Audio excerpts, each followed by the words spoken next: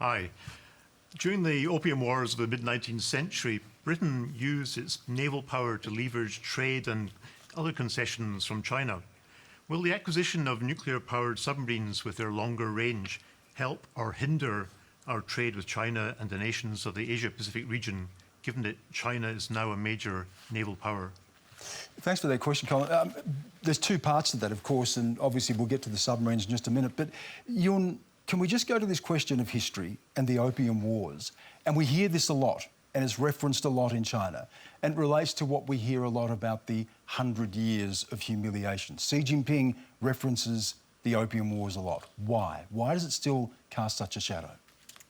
It is almost like a foundational myth of the country. It is, I guess, relates to a bit like similar to Anzacs in Australia.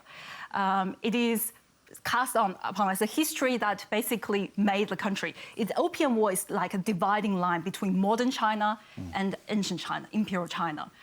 It cast suddenly China has thrown into the world. It has become bullied, according to the one history by the Chinese Communist Party. Ever since the Opium War, China has been subjected to external coercions. Japan has also invaded China, and there's an alliance of 8 countries that basically has raided China's cities and took away its treasures. And that is to drum up, that sentiment is then being drummed up to increase, to inflame nationalism inside China. Now, nationalism is, of course, not only used by China either. You know, in a lot of countries, there's the victim discourse as well. And we really should acknowledge that these things happen. For example, there's a dispute also historical dispute between Korea and Japan. And I think it's too simplistic for us to just say, get over it.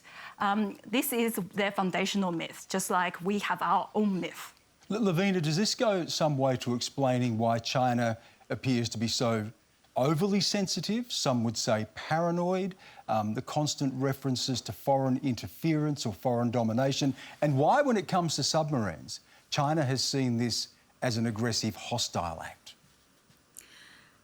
Look, I think we always have to be careful with the Chinese Communist Party's rhetoric.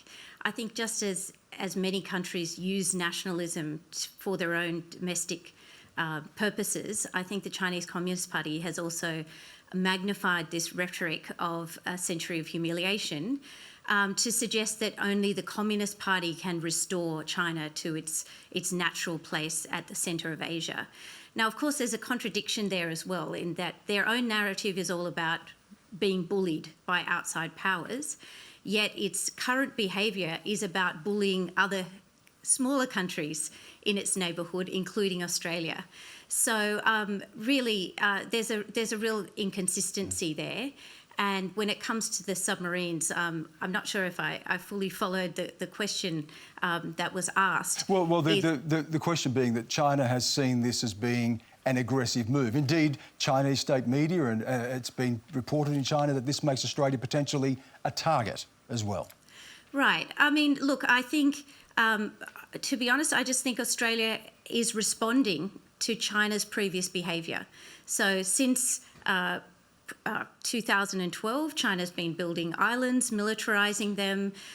It's been bullying the other claimant states in the South China Sea, using Coast Guard, militia, stopping countries like Malaysia that have been extracting oil in its close territorial waters from actually continuing to do what they've done for decades.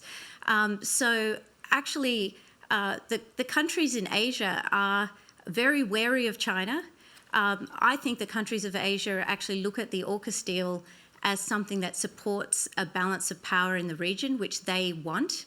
And if Australia can make itself more capable through submarines, then the Asian countries in Southeast Asia are actually supportive of that. If that magnifies our capabilities, if it magnifies the capabilities of the United States, in order to provide a level of balance in the region. I think we should be a bit more careful with terminology here.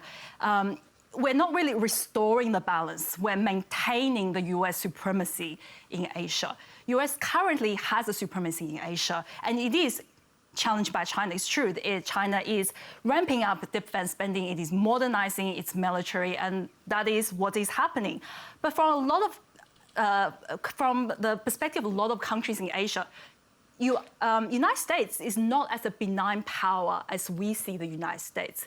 From a lot of countries, United States is also another bullying great power, just like China. In fact, China and United States both are bullying powers to them. So what they want to do is to ensure there is a balance and they do not get trampled on while they compete. And do you think they would prefer the balance that's being struck the other way? They would prefer China? Because certainly, why is India now so interested in the Quad? Why is Japan so interested in it? Why is Vietnam getting so close to Australia? It's because they fear the alternative. But Chris, isn't it also the case, though, that a lot of those countries play both sides of the fence? I mean, India is a member of the Shanghai Cooperation Organisation.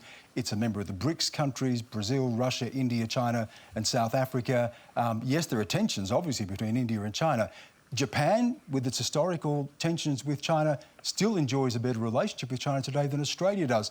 Can we really count those countries in if push comes to shove when they're pursuing their own interests as well? Well, all nations will pursue their own interests in the end, and what the Australian government has been trying to do, and it may be doing it fitfully, it has recognised a threat and it is trying to deal with that threat at the moment. Everything that Australia has done has been to try and defend itself about what it sees as a perceived threat, a real and perceived threat.